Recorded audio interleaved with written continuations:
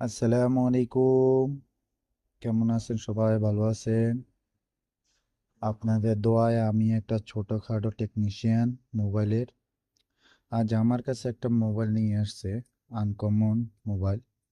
কাজ মোবাইলের কাজটা হলো যে ব্যাটারিটা চেঞ্জ করবো। ব্যাটারিটা বাঁকা হয়ে গেছে। আর কাজটা হলো যে একটা পান্তা চালাবো, নতুন একটা ডিসপ্লে কাস্টমার নিয়ে আসছে।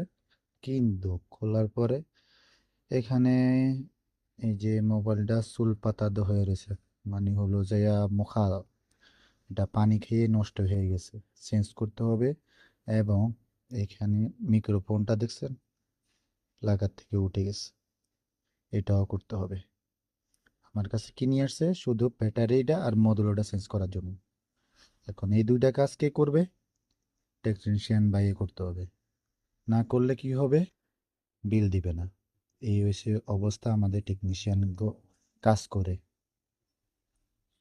সবাই আমার জন্য দোয়া করিবেন, আমি যেন এই মোবাইলটার ভালোভাবে সমাধান দিতে পারি, সুন্দর করে কাজটা করতে পারি।